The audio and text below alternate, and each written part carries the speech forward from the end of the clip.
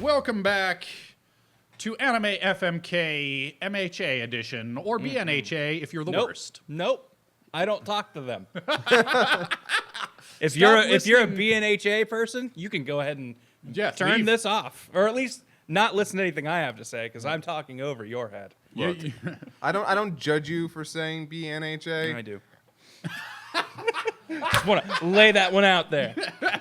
Dropping spitting hot fire. Unless you live in Japan, hail from Japan. That's the only time when I will eschew.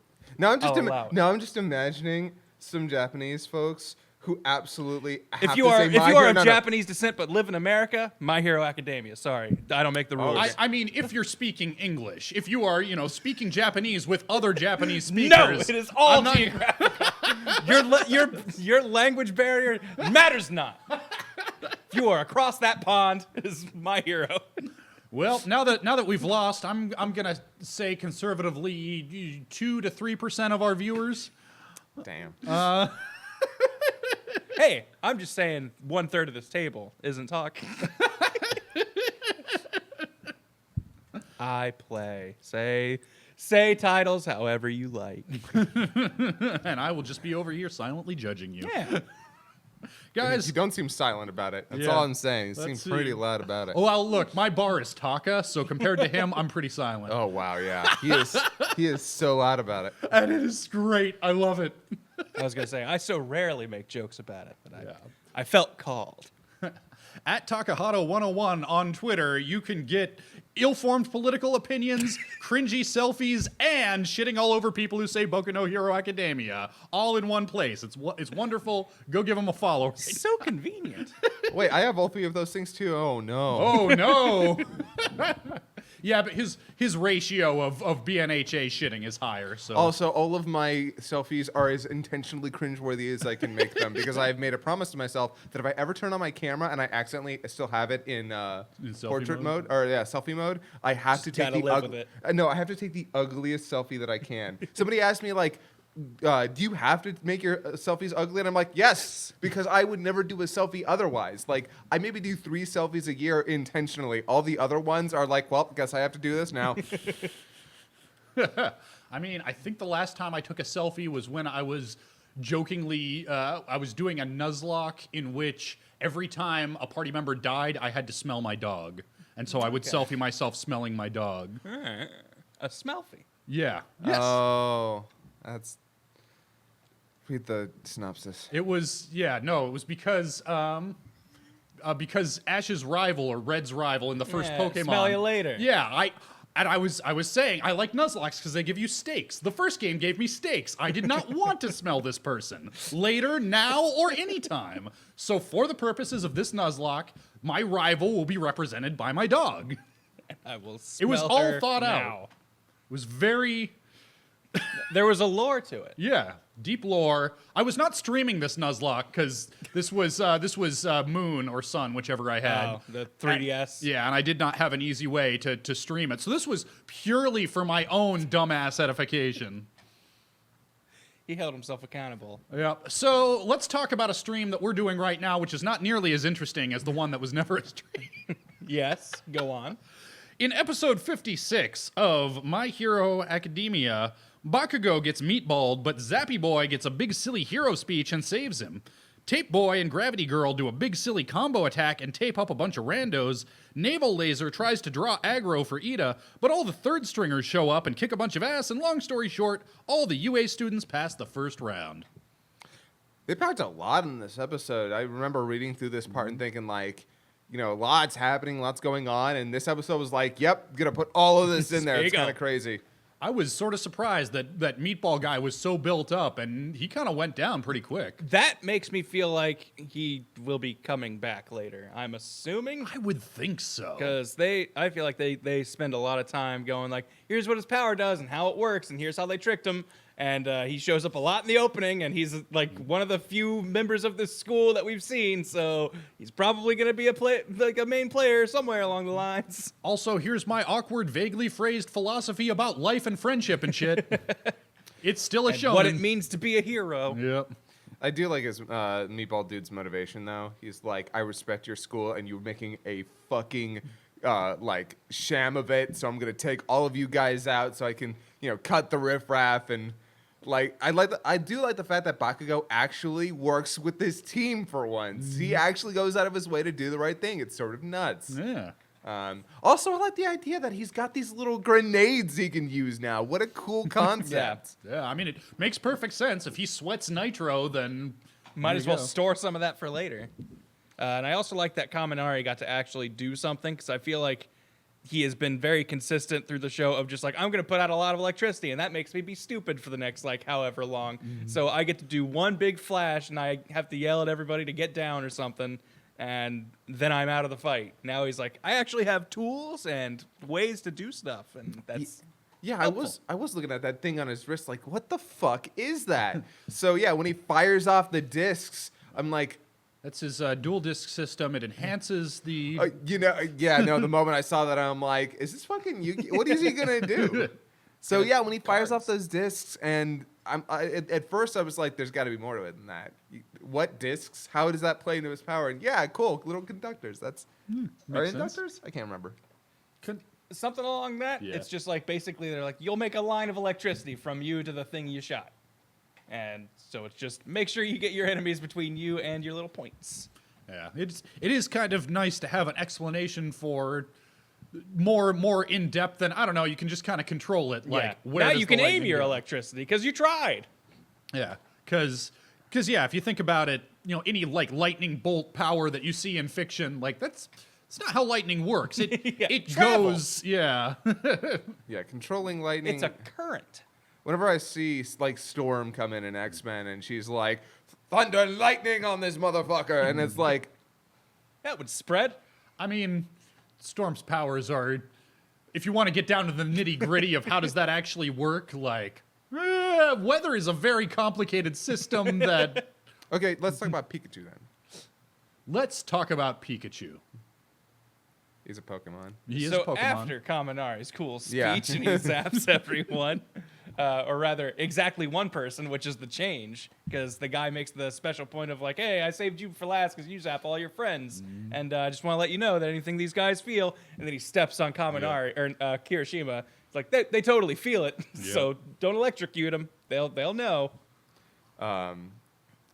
By the way, that meatball ability is easily one of the freakiest things in this entire show. Yeah, that's a weird one. Yeah, it's creepy looking. It's disturbing to think about. Every time I see it, I'm like, that's a villain power right there. That is that is a great villain power. And it's always cool to see heroes with powers that are more like when we had the guy who can control people by asking them a question.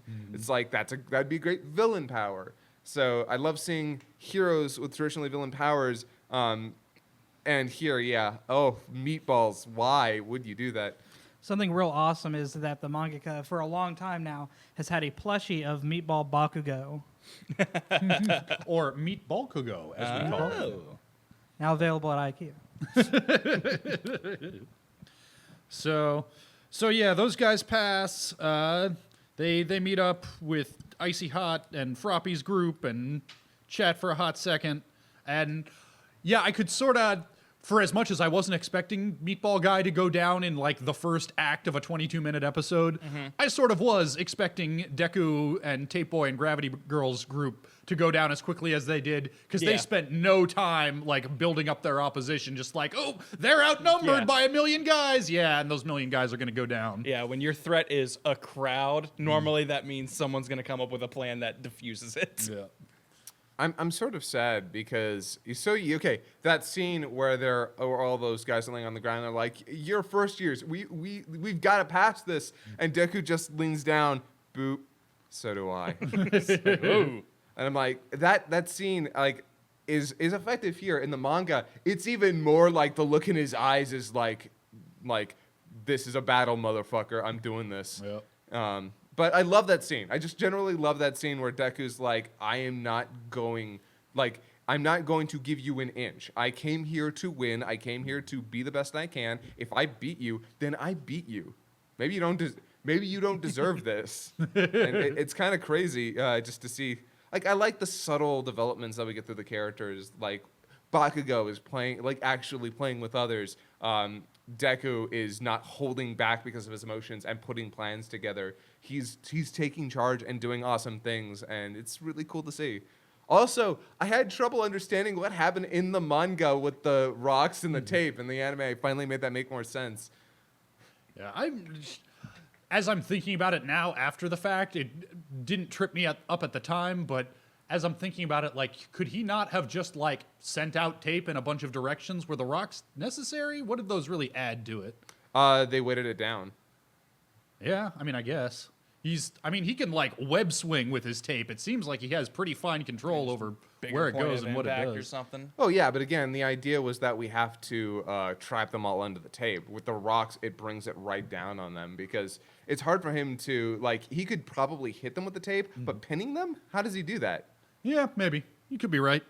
It was a weird plan, and I kind of feel like, would that work, actually? Yeah. It's hard to tell. And it's one of those things where we only see it when the show decides to show it to us, but thinking about it after the fact, like, did people not notice all those floating rocks with tape attached to them? Just kind of up there?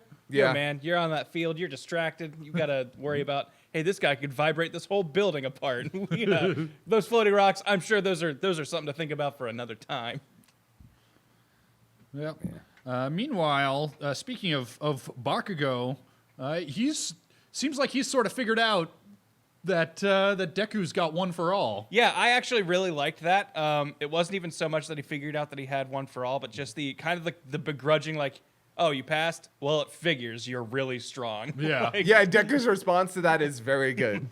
just like Bakugo being like, hey, you know what? I might be an asshole, but I'm also not an idiot. I recognize that you're also clearly a cut above the rest here, and it's high time I stop just only talking down and go like, yeah, if we're in mixed company, I know you're better than a lot of them. Yeah. Well, but he does say something like, yeah, you've really made that borrowed power your own. And speaking of not being an idiot, like, might not have figured out the exact mechanics, but, this kid who never had a quirk all of a sudden has a quirk. That's a lot like All Might's quirk. Yeah. All Might just lost his quirk. That's weird. Yeah. It's good to see when a character, especially, it makes sense that Bakugo would be the one to figure it out too, considering his proximity to both All Might and Deku during those events. Yeah, and also, yeah, he has definitely noticed, like, yeah, there is a special relationship between All Might and Deku, and it doesn't seem like they're fucking. So what else could it be? It is sort of interesting. That he doesn't go straight to maybe they're fucking? Yeah, that is, I don't know, Well, seems like a blind spot. I guess the only reason that Bakugo would know at all is because he knows that this is not Deku's power. Mm-hmm. Everybody else probably wouldn't be able to put it together otherwise. Mm-hmm. Yeah, because they didn't know him before. Yeah. That's true, too. I mean, I suppose if anybody cared enough to look into it, there's probably a public record, since that's a big deal. You've got to have your powers registered and licensed. The crazy thing is, I think only 2 characters know at all, besides Toshinori. And I think it's Recovery Girl knows, I think. I know Recovery Girl knows. And I can't remember. He mentions that he told 2 other people. And Gran Torino. I was going to say Gran Torino. But I mean at the school. Right. And is it the principal? Does the principal I think know? the principal knows. I thought most of the staff knew. No. Toshinori himself says that he's only told like a select couple people. Everybody else just thinks that I don't think Eraser knows. Eraser doesn't know. And that's something that doesn't get brought up very often. Eraser doesn't know that Deku has All Might's power, All Might's quirk. That's I'm honestly, this is kind of backtracking a bit, but in the episode where they were going door to door to everyone, I'm really surprised All Might didn't break it down for Deku's mom. I think she put it together. Like I think she kind of did, but I'm surprised it wasn't just like a, hey, you know what? As a responsible adult here, I'm going to go ahead and tell you what your son's going through. For obvious reasons, it needs to be kept a secret. But you're his mom. You should probably know. Although that would probably make her even angrier if she found that out. Probably, but it's one of those things where the longer you wait to tell them, the worse it Tearing gets. off that Band-Aid hurts more and more with time. Like, By- it's one of those things that, in retrospect, probably should have been told to the legal guardian of this minor from jump, but hey, what are you going to do? By the way, I'm trying to find the post explaining it, but apparently Kirishima, I can't remember his name, Lightning Guy. Oh, the way Kaminari. he points Yeah. means something. Oh, yeah, that is a reference to something I cannot remember what it is. It's like the flow of electricity or some shit. Yeah. He the God, what do you call it? Yeah, the little They hand call his wrist sign. thing a pointer and a shooter. And it's No, like I mean the specific way he's pointing with his Yeah. finger like this. oh, like his pose. yeah. Yeah, it's a reference to something electrical, and I cannot remember what. It's cool though. Like, Hey, that's Chad, neat. help us out. Yeah.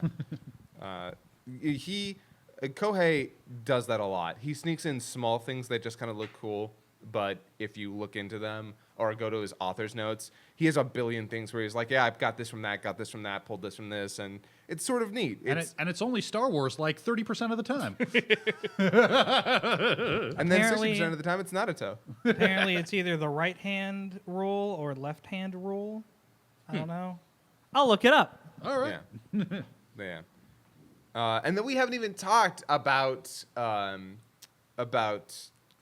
Ida and Belly Button. Laser Kid. Yeah. Aoyama. Aoyama. Man, you're learning names today. That's dropping knowledge. Damn.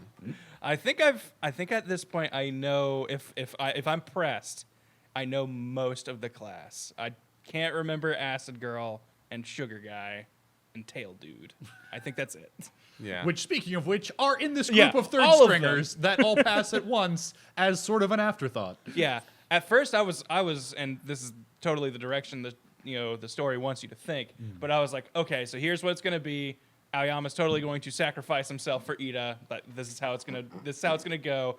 I feel like the joke with Naval Laser Kid is that he has a more interesting background than we'll ever be told, because I feel like we get little flashbacks in this episode where he's like, but I want to do something.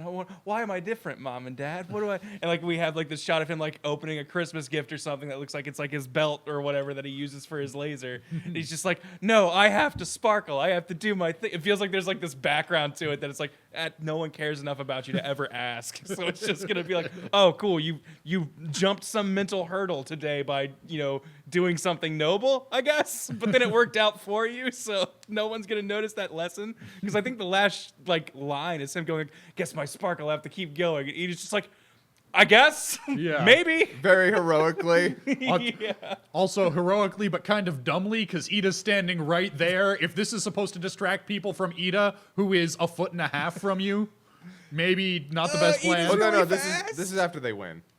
Like that scene happens after they've already. Right, but it's just, his whole plan is pretty silly. Seems a little iffy. He's really taking it into account, like, you're really fast. So Yeah. if I do this, maybe you will be just instantly away from me if you just drop me, because that's the only reason I'm able to keep up. Actually, no, he does have a point, because Ida showed very early on that he's too fast to hit. He has to be pinned down, but the slower he goes because of Aoyama, it makes sense. If Aoyama's drawing all the attention, he can get away. But the longer that he's got Aoyama behind him and tagging along, he can't be as fast as he needs to. And it's one of those things where the character's kind of a goof, and I had one friend on Facebook in particular who was like, I'm kind of mad Aoyama passed that test. But I'm just like, I can get that, but I do think it was a very, kind of sweet moment of just him being like, well, all I'm doing is dragging you down, so I'm going to do my best to help in this last second. And then, he does the beacon thing. Ida's like, you've doomed us both. What are you doing? And then the group swoops in to help. And I think Acid Girl or someone just goes like, yeah, we were all split up. We were all going to lose. Every one of us was ready to give up. But we saw your laser and knew who you were. And we're like, well, we can use that as a meeting point. And it's only because of you that the rest of us passed. I'm like, that's actually a really cute turn just for this character who never gets to do anything. With all the powers and abilities of a flare gun. Yeah, exactly. You really didn't pass on your own merit hardly at all, but because of what you did, turned the gears for the rest of us, it mattered in that way. And I'm like, I guess that's fair. That's a lesson we can teach in this story of superhumans and god people, that even you with your worthless power managed to turn the tide. Well, and I think that's a message that easily translates to, Yeah. Say normal life. A lot of people aren't very good at physical activity. They're not very good at many things. But what they can do is bring people together. They can be a very specific cog that makes everything else work. And I think that's good for Aoyama. Have they ever really fully established what his laser does? Like, Makes his tummy hurt if he does it too much. Like, is it like a Cyclops blast where it's concussive force and it knocks people away? It doesn't seem to have any heat or anything. It does just seem to be a push. Yeah, it seems concussive because it he uses it to push him along a lot. Yeah. Yeah. And it doesn't seem to leave any burn holes when it hits stuff. And he penetrates that rock in a hilarious and not so subtle manner. I do kind of love that. I love the way that he talks. I love his actor. He always seems like he's this close to orgasm, and it's hilarious. That is something that you don't really think about. Like Cyclops, it's supposed to be a concussive blast, but he never pushes himself back. Aoyama does. It's always an opening. I mean, what's a Kamehameha? We've always seen it act completely differently every time it's fucking used. Sometimes it disintegrates. Sometimes it just pushes. Sometimes there's fire involved. Well, the entire idea with the Kamehameha is that it's internal energy. It is wholly concussive, and it does push Goku back plenty of times. Yeah. And the idea that it disintegrates anything is that anything less powerful than it Just gets destroyed. obliterated. Yeah. I mean, we see it like push somebody into the sun or blow a hole through somebody, but it's Well, yeah, and with him pushing him into the sun, that's because he was strong enough to take it, but not strong enough to push back against it. So into the sun he goes. now which would win, a Kamehameha or a The tummy sun. blast? Or the belly blast. Yeah. Yeah. I mean, are we talking like first time he does it blows up a car Kamehameha, or I do Could love. Aoyama blow up a car with his belly? I bet he could Do we blow think up a he's capable car. of that? I do love the fact that Goku's first Kamehameha is just boom. It doesn't even blow the car up, just damages it enough that it takes off the wheel. Totals it. But Can we imagine what Naval Laser Guy would have been like if he got all for one? Or one for all? And just boosted that giant laser. beam out of his belly? He seems to need that apparatus to shoot it though, because I think during like the tournament or whatever, Acid Girl like covers it in something, and now he can't shoot his laser or whatever for the rest of that fight. So Yeah, I wonder what it's like. whatever when- that stomach thing is, it's important. That belt. does make me wonder what else he could do with that though. Like, what could Gadget Girl have come up for him? Like some sort of a brace so that he could shoot without pushing himself back. Like a pop-out hang glider so he could blow himself way up into the air and then go where he needs to go. I'm waiting for the inevitable My Hero time skip where Aoyama finds out that like, oh, it's not just my belly button. It's literally any pore can shoot this laser beam. I just have to, widen it enough to make it do it. So he starts getting like maybe some like rashes or splotchy looking skin, but he starts being able to shoot lasers like omnidirectionally. I'd be into that. Ooh. Make him a damn disco ball. Yeah, just all over the place. I Or he wonder- like really focuses the pores on the ends of his fingers. So I wonder can if have, he like, has an innie or an outie, or if his power would be different if he had the opposite. when he was bored. Yeah, no, if it was an innie, it would suck, Suck in. in. Oh, dude, that's terrifying. When he was born, did his umbilical cord just like a laser hose? Oh my god. The doctor's like trying to tie it off.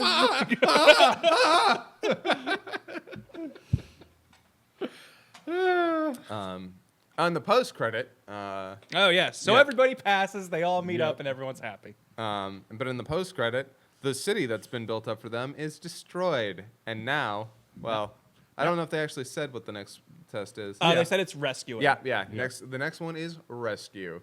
Yeah, which makes me wonder: are all of the prospective licensees that are still there, all the people who didn't pass the test, are they the ones who are going to need rescuing, rescued. or how is that going to work? I'm curious. I'm not sure. They make it seem like it's just regular people who are going to be needed rescued. What I'm curious about is it going to be like is it a race? Like whoever rescues the fastest gets the point for it, and is that where the conflict is going to come in? Because I'm like, people have talked up, let's say, this arc, and right now I'm in a very confused like, well, how is this going to get more interesting? Because like I feel like the rescue stuff has been where a lot of the times the show has been like, we say it's rescue, but it's going to turn into a fight. Yeah. And now I need to know where does the fight side of this come from? And Scott, you're smiling real big. So I'm sure it's coming, and I trust. There's so much. It's kind of weird that they felt the need to pad at all because what's about to happen is big. It's a lot of stuff is about to happen. Mm-hmm. The second test is crazier than the first. Yeah, and I'm sure it is, and like it's one of those things where it's like I have absolute faith that it's gonna happen. But as a person who's just like watching along for the ride right now, I am in a very what are they gonna do next that's gonna make this part cool? Well, I will say this as a little bit of an illusion. What character has shown up in that opening that has not shown up yet?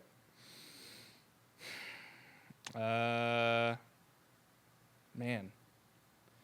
We very, very briefly see the villains, like for like a second. That's the only person I'm thinking of. And a character that I feel like people were saying wasn't in the manga. Obviously, that JoJo-looking motherfucker has to do something. Yeah. Yeah. Mr. Wind Guy has to be a big deal here. Yeah. I'm gonna make my prediction. Okay. The people who are still in the stadium and everybody who got eliminated, they are now playing the part of the villain that civilians are going to need to be rescued from, and this is their chance to redeem themselves. To like come back if they. So right now we've got the 100 ostensibly strongest people all pulled out here. They will be against the some thousand villains they beat. Yeah, they will be vastly outnumbered, but yeah, if the villains somehow, if they distinguish themselves in some way, there's going to be some mechanic for them to come back and still pass after all. That's what I'm going to call out. I like that.